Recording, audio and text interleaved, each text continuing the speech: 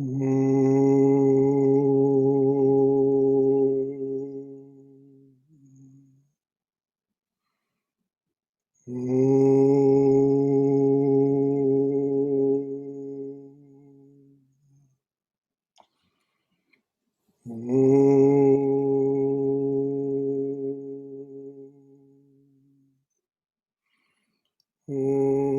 Sahana Vavatu Sahano Bhunaktu Sahaviryam Karavavahai Tejasvina Vaditamastu Ma Vidvishavahai.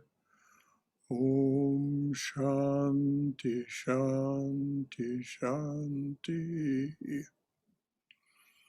May the Divine Being look over us lovingly as a mother and father. May the Divine Being support and nourish us as a mother and father. May we have the strength and skill to study together the art of spirituality. May no misunderstandings arise amongst us. Om, peace, peace. Peace be unto us and to all beloved beings everywhere. So, good evening, everyone. Welcome to the class on Jnana Yoga, Swami Vivekananda.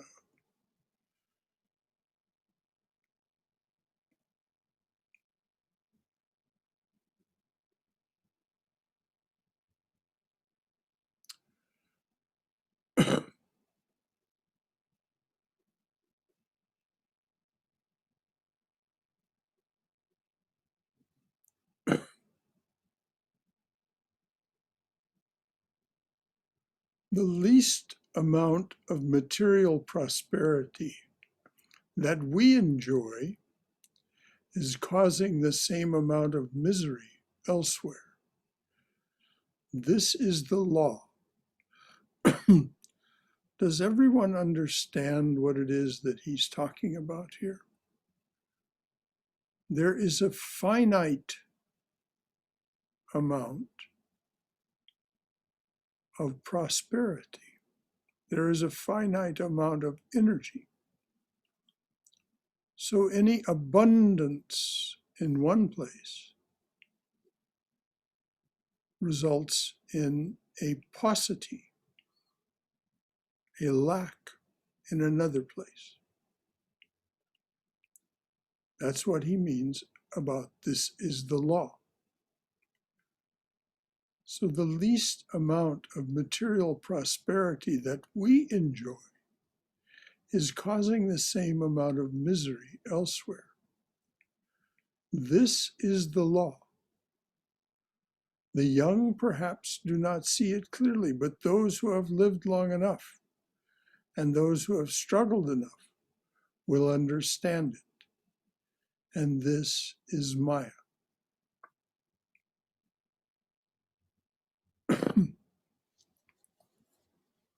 In physics, this is expressed in the laws of thermodynamics. Science understands clearly that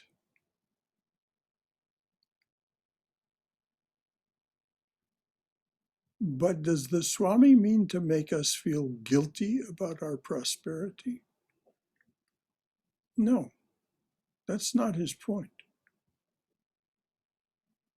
He's simply noting that this is the law and this is Maya.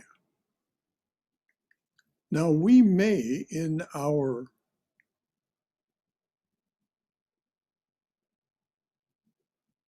heartfelt compassion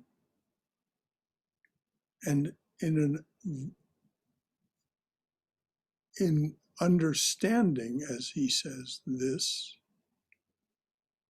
may decide to take some of the prosperity that we have and share it with others.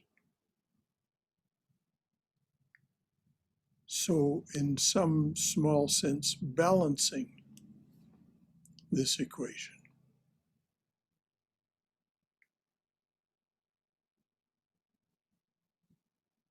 But the Swami is not pointing a finger here. He's simply saying, this is Maya. When the scales are down, weighed down here, the scales will be lifted up over here. So what can we do if we so see the necessity for and have the desire for? What can we do to balance those scales a little? We see right now in the world a great income inequality. Some people are, even in this pandemic, they have been adding billions and billions and billions to their wealth, while others are finding it harder and harder and harder to even survive.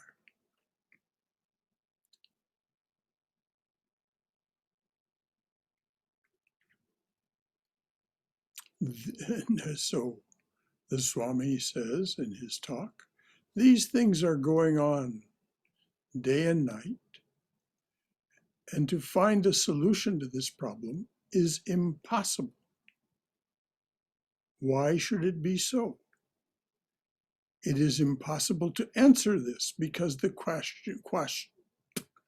is impossible to answer this because the question cannot be logically formulated.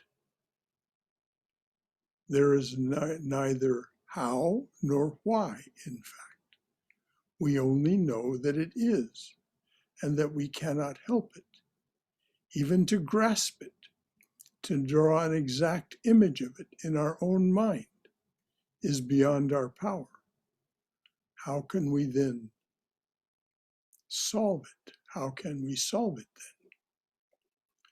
Maya is a statement of the fact of this universe, of how it is going on. People generally get frightened when these things are told to them.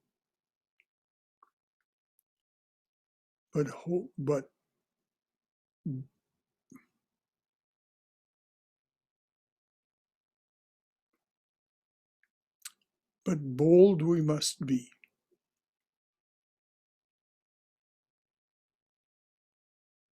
Maya is a statement of the fact of this universe, of how it is going on. People generally get frightened when these things are told to them.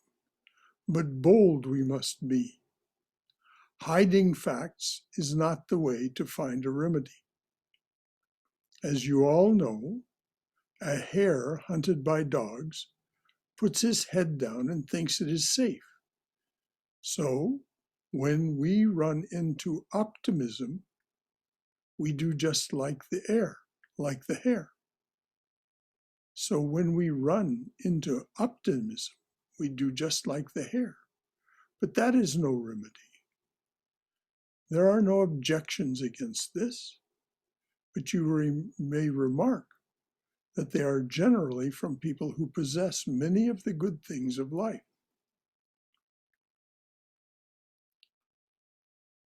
In this country, and by that parenthetically it says in the text England,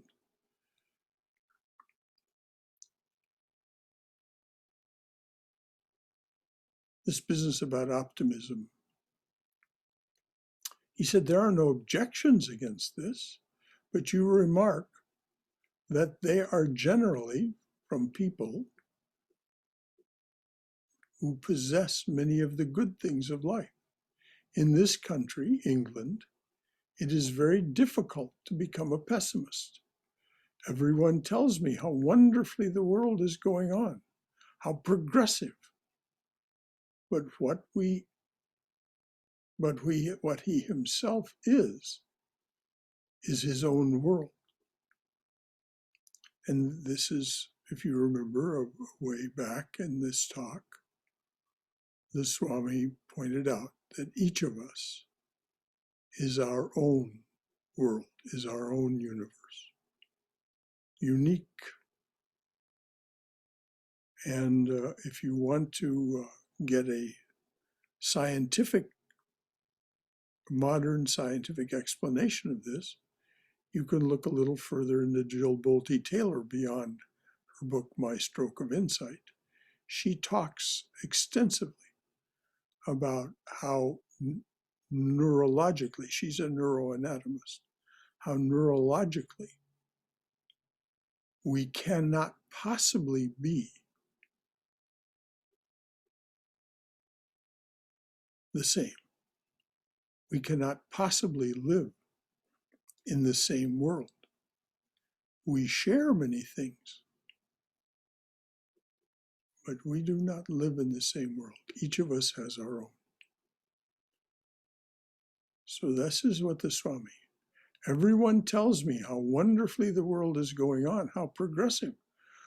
But what he himself is his own world. Old questions arise.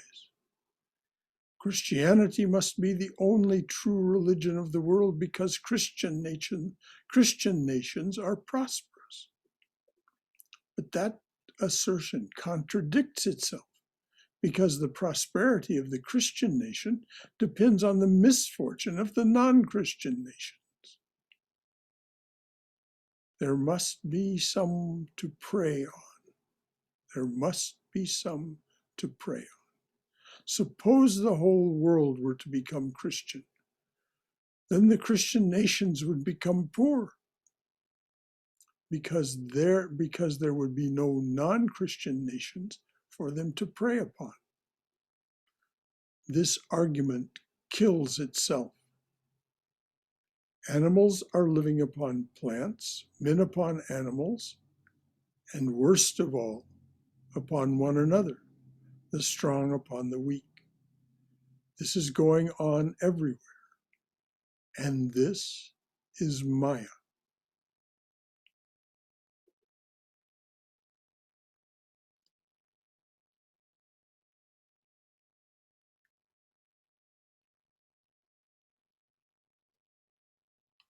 Let's pause and see if there are any comments or questions about what's been said so far. Because the Swami is making a very strong argument from physics, from the law of karma,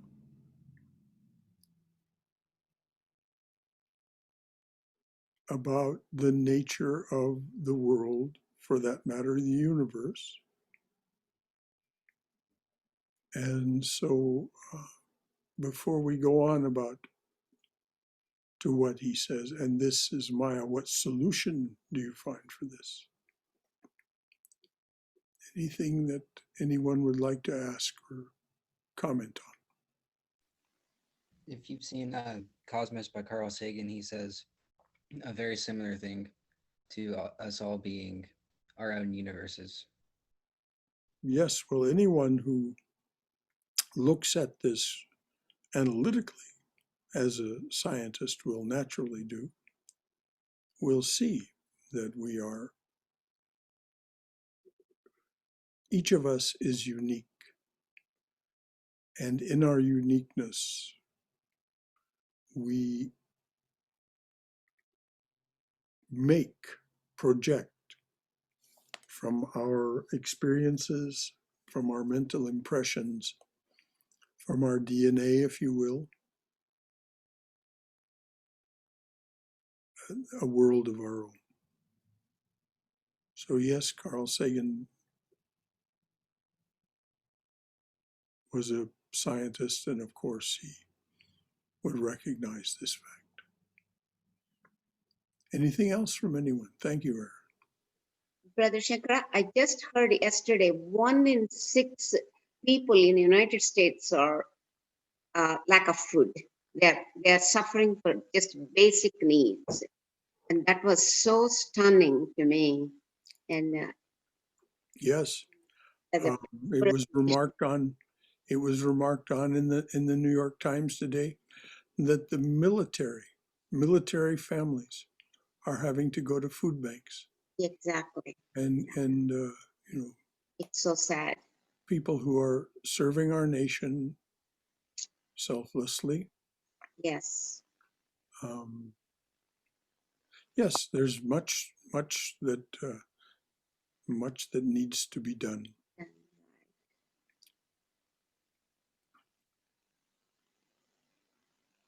Thank you, Jaime. Anything else from anyone? And also a lot of great things that we enjoy, not maybe we, I'm just in general, I'm saying many people enjoy, that is coming from third world countries, the labor, poor labor people, they get hardly paid to survive. I know in India that happens. In the villages, they make these things to export to foreign countries, and they hardly make any money. And Swami Vivekananda is 100% on the dot right there. I think that's Yes. what he saw. I could Oh, see. yes. Thank you. Thank you, Jaime. You're right. We cannot look away from these facts. We cannot pretend it isn't so.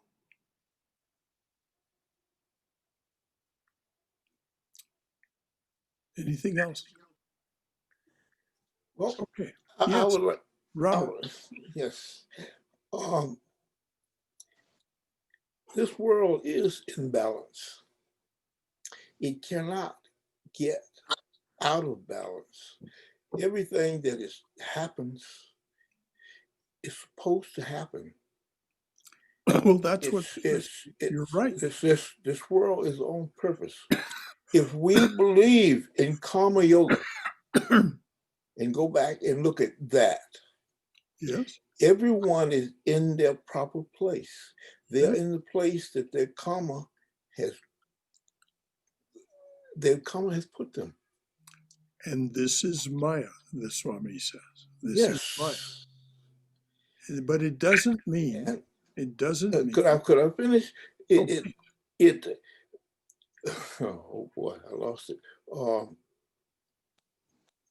This is karma yoga, we're saying.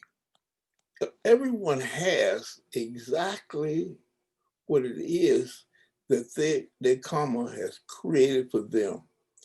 And the things that they don't have, they did not choose to have them.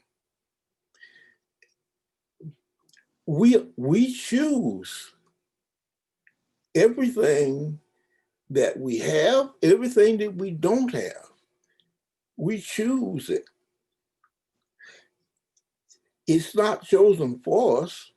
We choose it. If it happens in this lifetime right now, we can look and see the choice.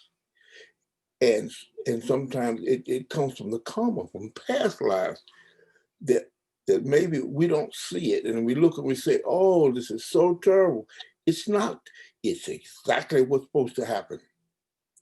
Yes.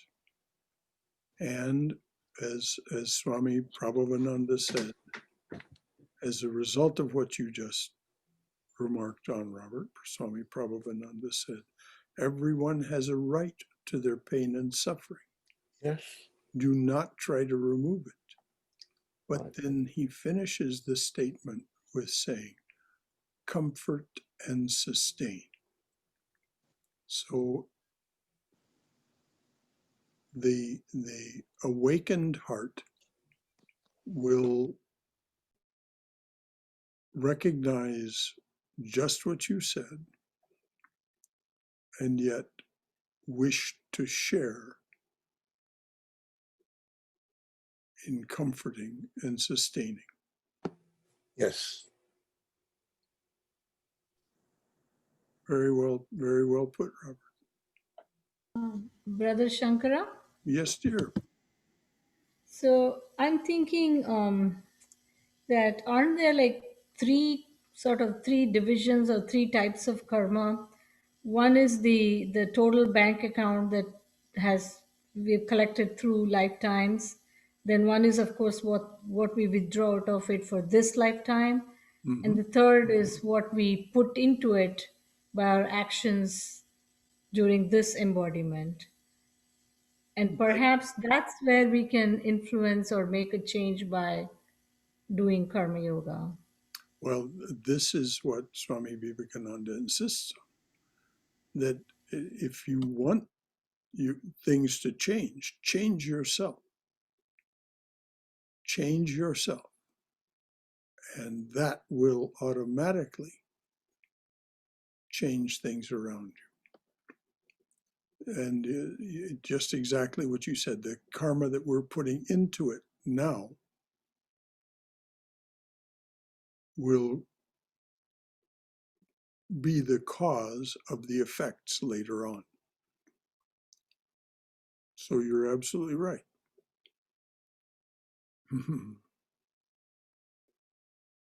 Yes.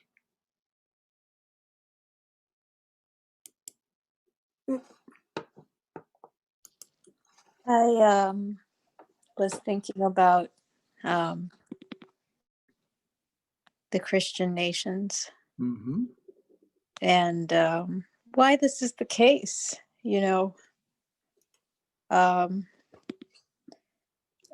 That there is this predator-prey relation, even today, with Christianity, which is a religion of the exact opposite. Mm-hmm. And yet, in its name, so many vile deeds have been committed. And I mean, likewise, in the name of many religions, you could say, but I think especially so given the history of Christianity, which Swamiji is, of course, he loves the example of Jesus. Mm-hmm. It's so important to him. And yet here he's also, the same thing, which is, it's like the same forces that crucified Jesus have crucified so many. Well, it's the historians, people like Barbara Tuchman, William Manchester, the historians who write for the wider audience, they talk about the seeds of this predatory behavior. And it comes in the worldview that came down to us from the Greeks and the Romans.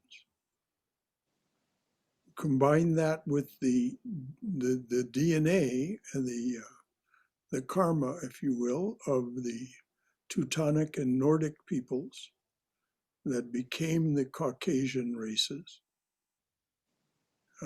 And you get a very toxic mix. That's their assertion. 2 books I can recommend.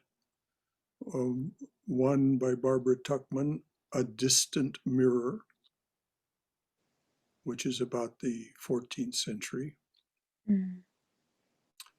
And the seeds that were being planted then for what we now, this is why she means a distant mirror. And William Manchester's A World Lit Only by Fire. Those Thank are you. 2 books that I can highly recommend that speak to this. And of course, the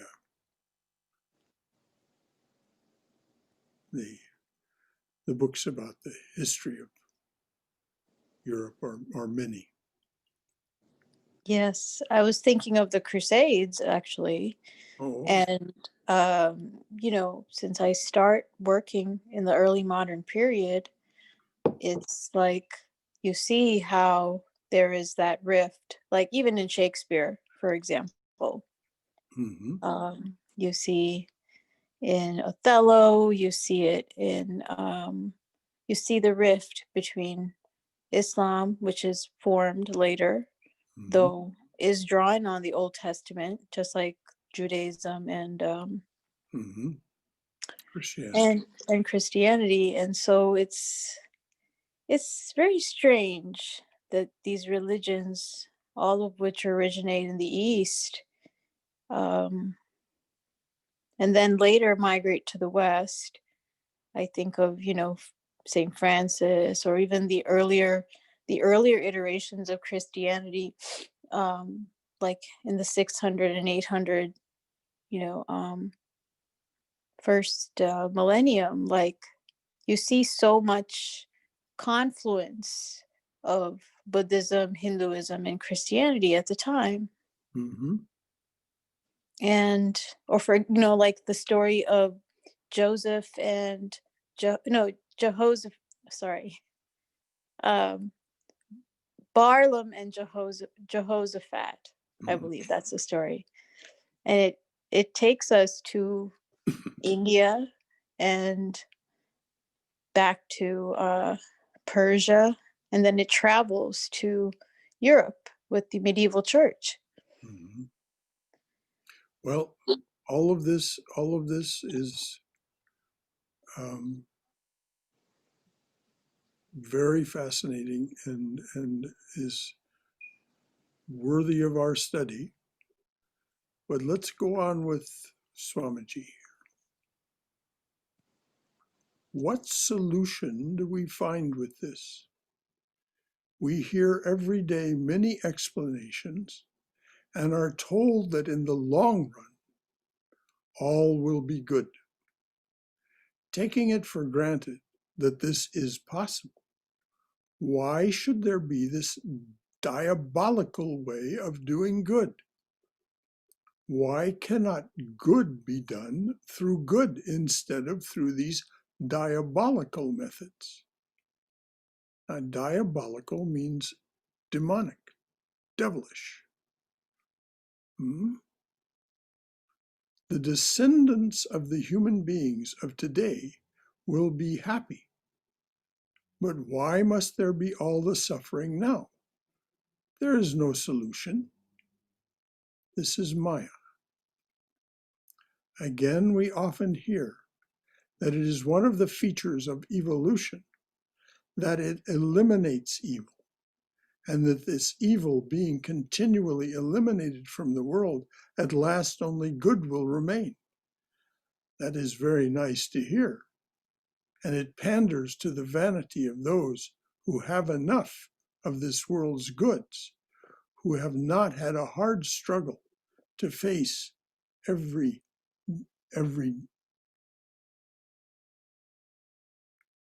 I think that means, it says clay, but I think it means day, who have not had a hard struggle to face every day and are not being crushed under the wheel of this so-called evolution.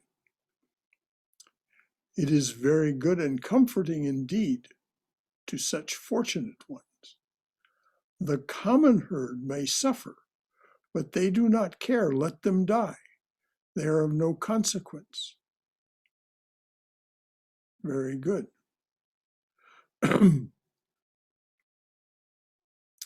Yet this argument is fallacious from beginning to end. The common herd may suffer, but they do not care, the fortunate ones. The common herd may suffer, but they do not care. Let them die. They are of no consequence. Very good. Yet this argument is fallacious from beginning to end. It takes for granted in the first place that manifested good and evil in this world are two absolute realities. In the second place, it makes it still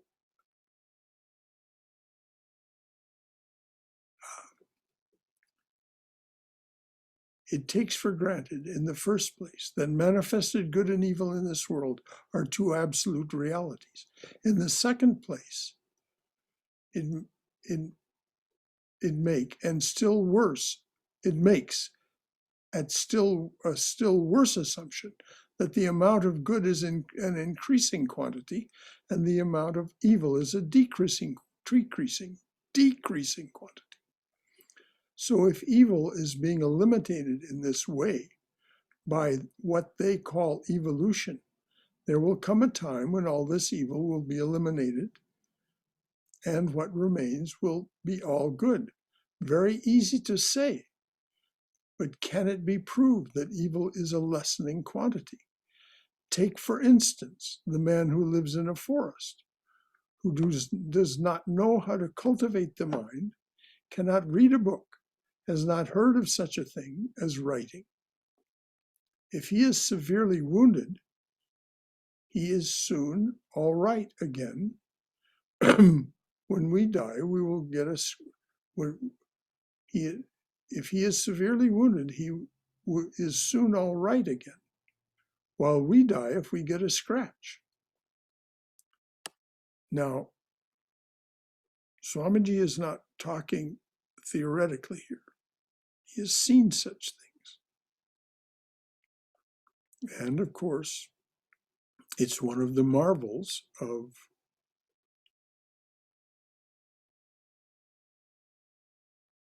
that anthropologists have discovered when they have found tribes of people that are illiterate, have no what we would call medicine at all, and so on, and who actually do what is talked about here. If one of those people is severely wounded, there's a good likelihood he'll soon be all right again. While we die if we get a scratch. Machines are making things cheap, making for progress and evolution, but millions are crushed, that one may become rich. While one becomes rich, thousands at the same time become poorer, and whole masses of human beings are made slaves. That is what is going on. The animal man lives in the senses. If he does not get enough to eat, he is miserable. Or if something happens to his body, he is miserable. In the senses, both his misery and his happiness begin and end. As soon as this man progresses, as soon as his horizon of happiness increases, his horizon of unhappiness increases proportionately. The man in the forest does not know what it is to be jealous, to be in the law courts, to pay taxes, to be blamed by society, to be ruled over day and night by the most tremendous tyranny that human diabolism ever invented, which pries into the secrets of every human heart. He does not know how man becomes 1,000 times more diabolical than any other animal, with all his vain knowledge and with all his pride. Thus it is that as we emerge out of the senses, we develop higher powers of enjoyment, and at the same time we have to develop higher powers of suffering too. The nerves become finer and capable of more suffering. In every society, we often find that the ignorant common man, when abused, does not feel much, but he feels a good thrashing. But the gentleman cannot bear a single word of abuse. He has become so finely nerved. Misery has increased with his susceptibility to happiness. This does not go much to prove. This does not do much to prove the evolutionist's case. As we increase our power to be happy, we also increase our power to suffer. And sometimes I'm inclined to think that if we increase our power to become happy in arithmetical progression, we shall increase, on the other hand, our power to become miserable in geometrical progression. We who are progressing know that the more we progress, the more avenues are open to pain as well as to pleasure. And this is Maya. Thus, we find that Maya is not a theory for the explanation of the world. It is simply a statement of facts as they exist, that the very basis of our being is contradiction, that everywhere we have to move through this tremendous contradiction, that whenever there is good, that wherever there is good, there must also be evil. And wherever there is evil, there must be some good. Wherever there is life, death must follow as its shadow. And everyone who smiles will have to weep, and vice versa. Nor can this state of things be remedied. We may verily imagine that there will be a place where there will be only good and no evil, where we shall only smile and never weep. This is impossible in the very nature of things, for the conditions will remain the same. Wherever there is the power of producing a smile in us, there lurks the power of producing tears. Wherever there is the power of producing happiness, there lurks somewhere the power of making us miserable. Thus, the Vedanta philosophy is neither optimistic nor pessimistic. It voices both these views and takes things. It voices both these views and takes things as they are. It admits that the world is a mixture of good and evil, happiness and misery, and that to increase the one must necessarily increase the other. There will never be a perfectly good or bad world, because the very idea is a contradiction in terms. The great secret revealed by this analysis is that good and bad are not two cut and dried separate existences. There is not one thing in this world of ours which you can label as good and good alone, and there is not one thing in the universe which you can label as bad and bad alone. The very same phenomenon which is appearing to be good now may appear to be bad tomorrow. The same thing which is producing misery in one may produce happiness in another. The fire that burns the child may cook a good meal for a starving man.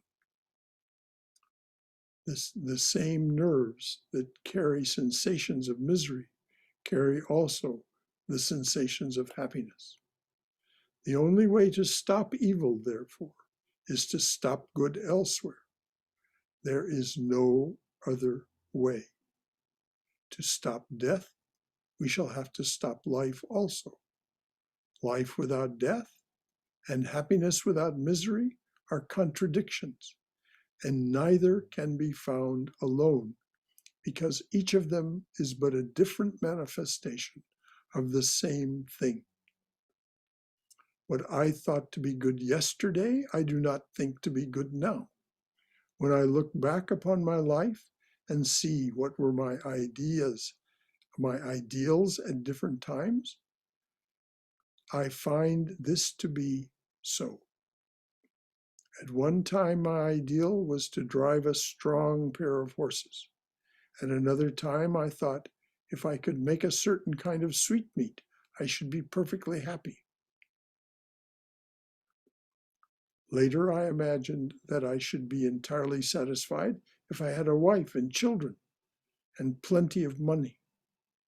Today, I laugh at all these ideals as mere childish nonsense. The Vedanta says there must come a time when we shall look back and laugh at the ideals which made us afraid of giving up our individuality. Each one of us wants to keep this body for an indefinite time, thinking we shall be very happy But there will come a time when we shall laugh at this idea. Now, if such be the truth, we are in a state of hopeless contradiction. Neither existence nor non-existence, neither misery nor happiness, but a mixture of them. What then is the use of Vedanta and all other philosophies and religions?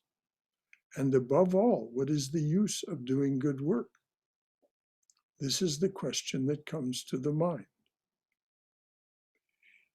If it is true that you cannot do good without doing evil, and wherever you go, and wherever you try to create, if it is true that you cannot do good without doing evil, and wherever you try to create happiness, there will always be misery, people will ask you, what is the use of doing good? The answer is, in the first place, that we must work for lessening misery, for that is the only way to make ourselves happy. I'm going to repeat that. People will ask you, what is the use of doing good? The answer is, in the first place, that we must work for lessening misery, for that is the only way to make ourselves happy. Every one of us finds it out sooner or later in our lives. The bright ones find it out a little earlier and the dull ones a little later. The dull ones pay very dearly for the discovery, and the bright ones less dearly. In the second place, we must do our part, because that is the only way of getting out of this life of contradiction. Both the forces of good and evil will keep this universe alive for us until we awake from our dreams and give up this building of mud pies. That lesson we shall have to learn, and it will take a long, long time to learn it.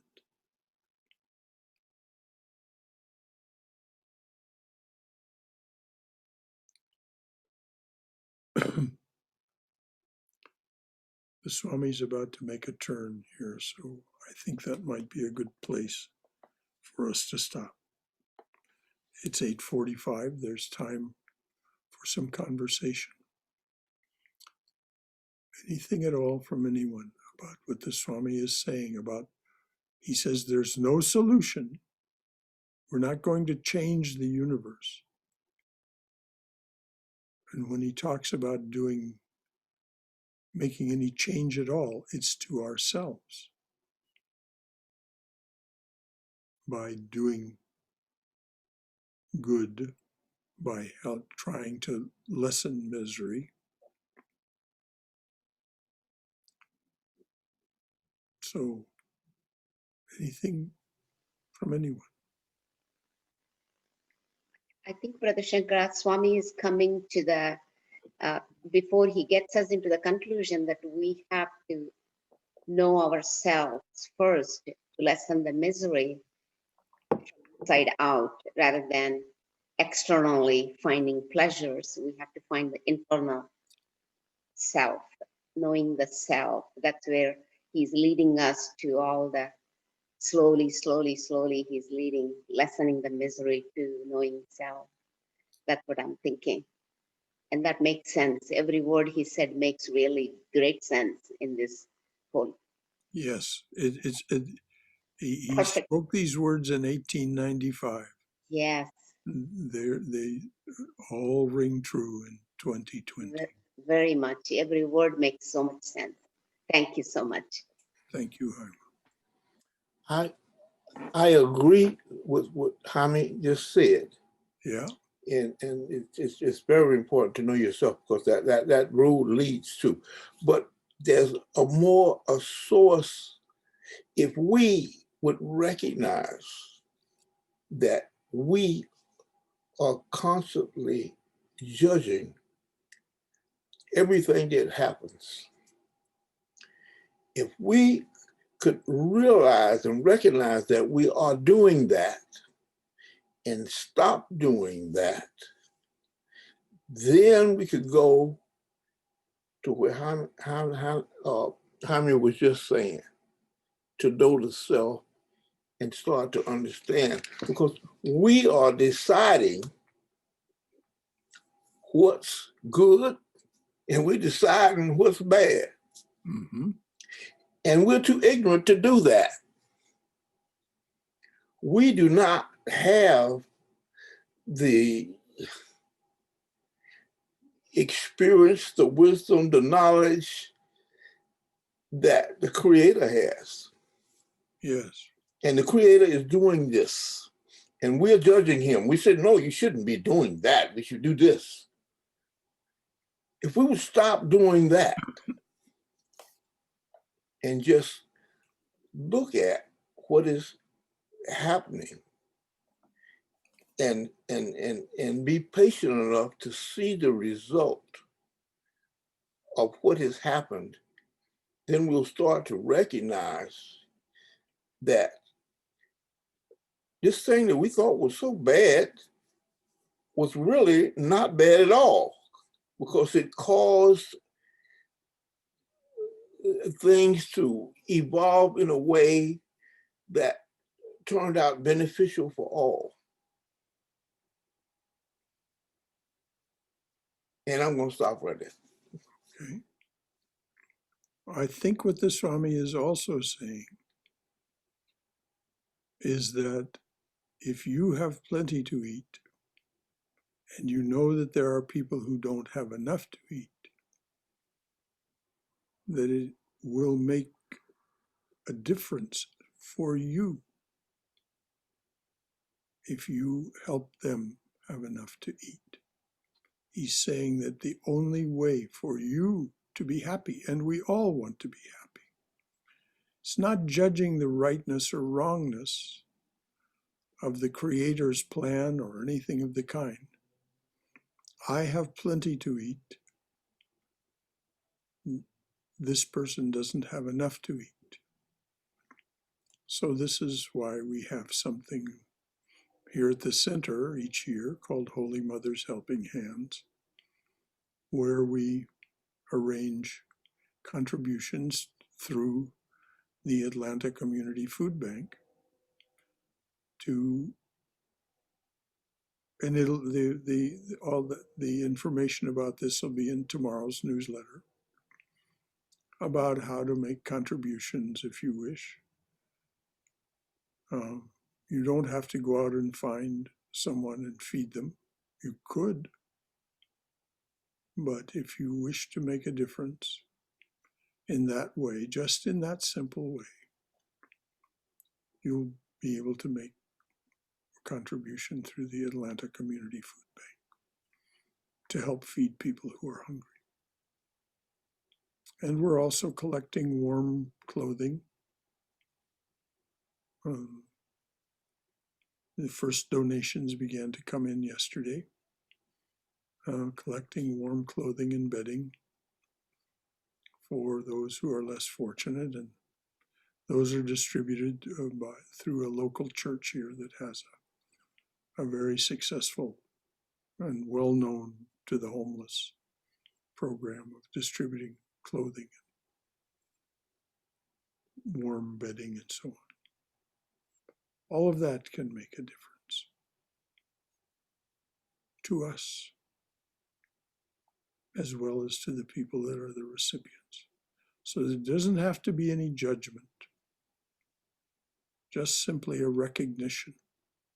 There's a very big difference between observing and recognizing and judging.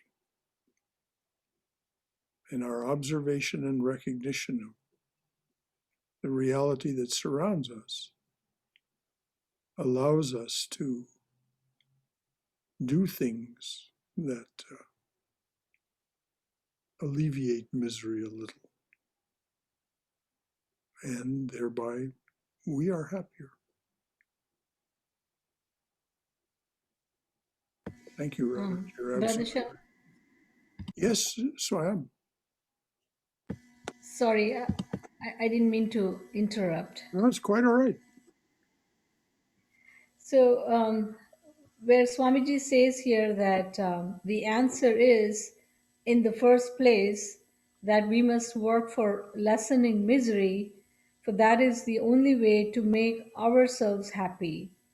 And the way that I'm reading that is like you have often said that unless we decrease our conflict with the outside world, it is very hard to turn inwards.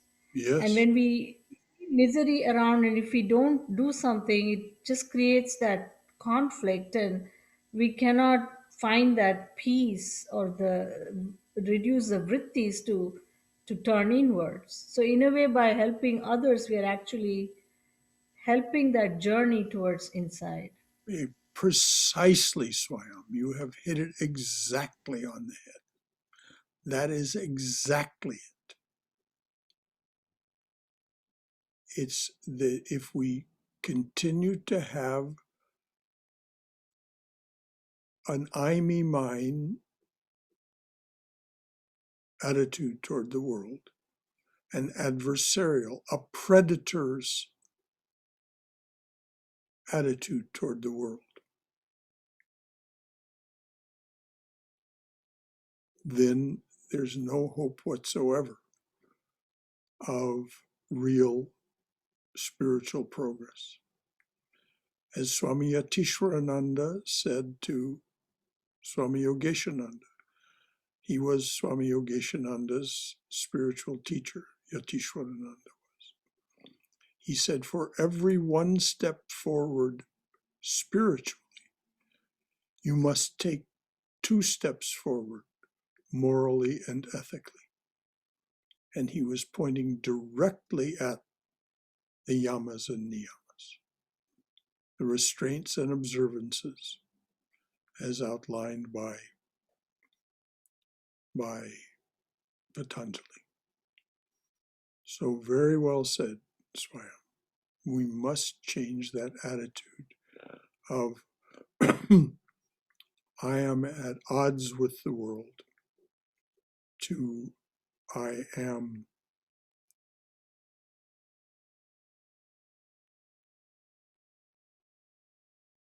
of service to the world. In I am intent on building my own character,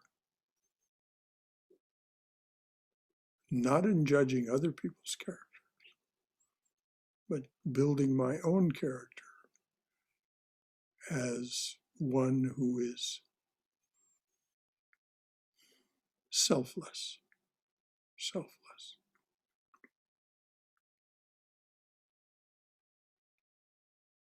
Thank you, Swayam. Anything else from anyone? Brother Shankara? Yes, Nira. Yes, on the similar lines, that resonates a lot with me is with what Holy Mother says. The whole world is your own. Nobody is a stranger. Yes. So be kind and compassionate to everybody. Yes. And Instead of criticizing right. make everybody think of them as your own. Nobody is a stranger. Yes, and it speaks exactly to what Robert Ayres was saying earlier.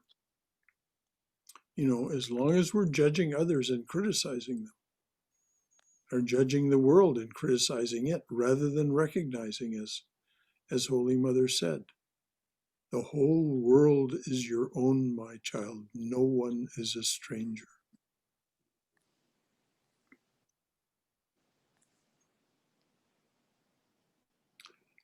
How do you treat people if they are not strangers? If they are, as Thomas Merton said, when he had that experience on the street in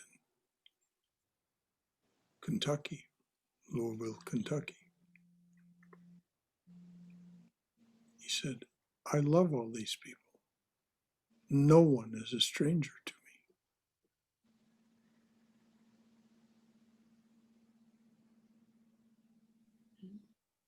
That would help us expand rather than contract, you know.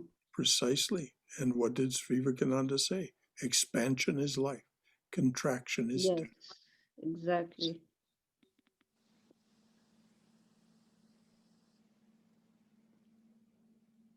Anything else from anyone? I've been thinking a lot about this question of helping others. Mm-hmm.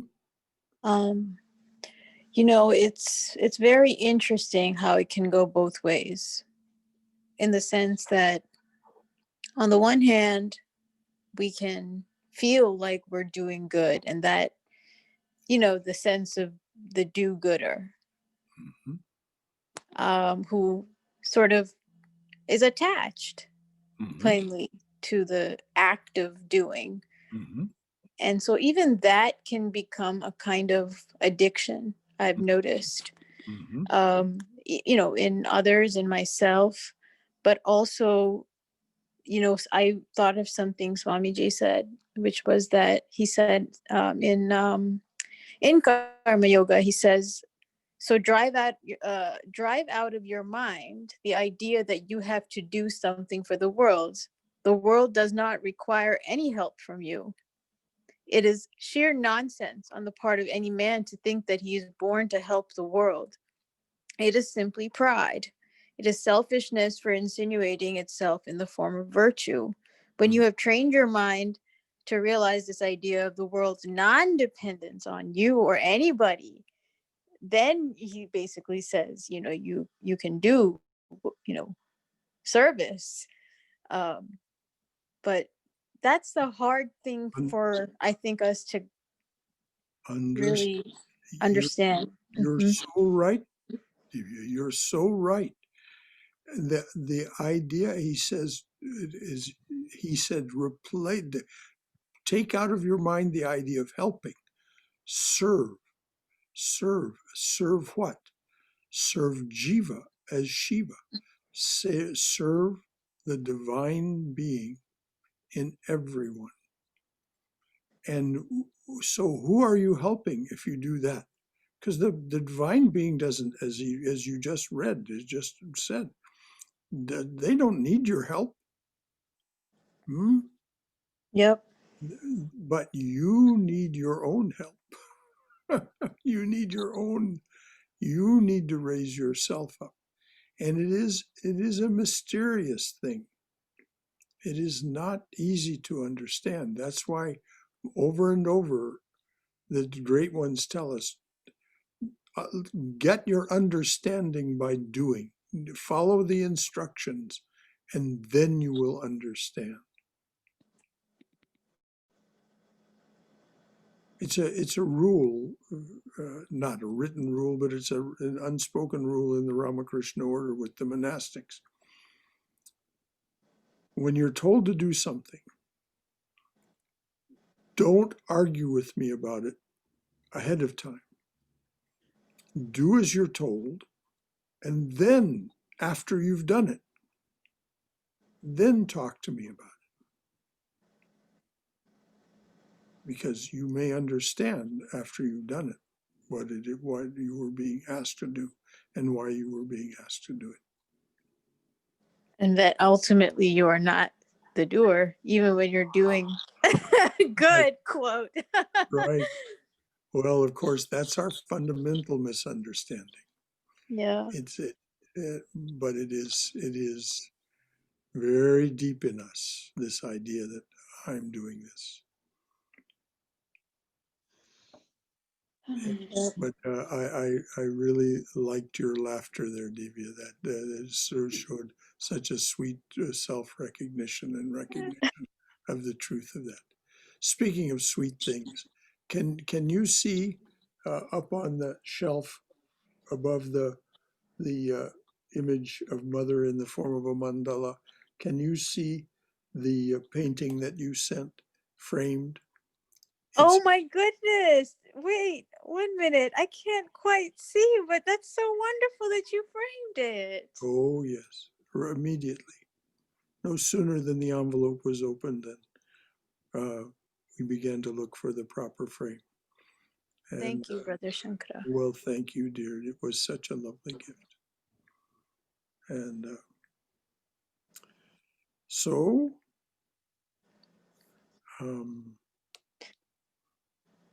It actually reminded me of what you were saying about Saint Francis of Assisi yes, with the menagerie and the animals and yes. Oh, well, animals adored Swamiji, and he them.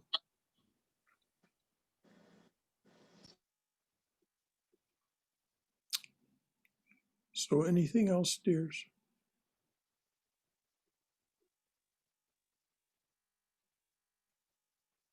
All right. Next week we'll take up this turn that the Swami is about to make about philosophy.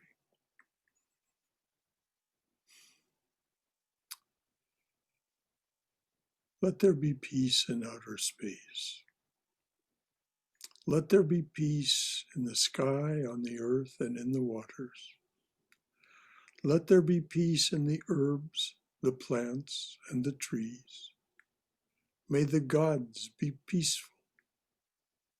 May the whole universe be pervaded by peace.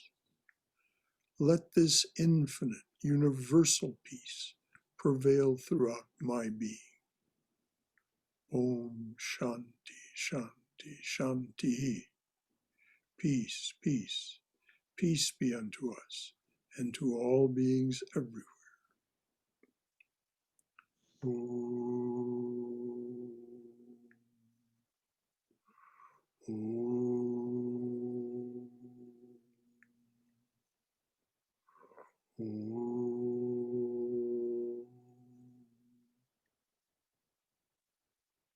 Jai Shri Guru Maharaj Ji Ki Jai. Durga, Durga, Durga.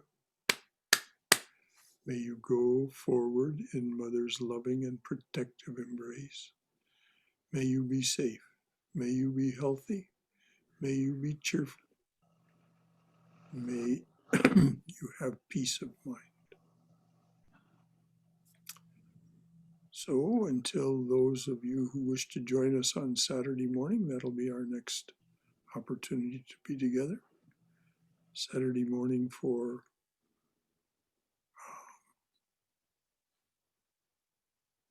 the Realizing God class. And then on Sunday, the talk will be at 11 a.m. This talk will be Christianity as a non-dual path. There is the non-dual, the so-called via negativa in the Catholic traditions. I say Catholic traditions because there's more than one Catholicism. There's Roman Catholicism and others. So until then, dears, Thank you, Brother Shankara. so good to have been with you this evening. Good. And, you know, Swamiji pounds on us. He does. He's trying to break our addiction, as Divya put it, to our. He reminds me of Don Juan, Brother Shankara. Oh, well, Hanging on. Don Juan reminds us of him. Yes. Right. Don't think that Don Juan didn't know about Vivekananda. He did. Oh, positive, yes, that's right. Okay, so See you Saturday. Good night. Good night. Hari Om. Thank you, everybody. Good night. Good night. Thank you. Good night.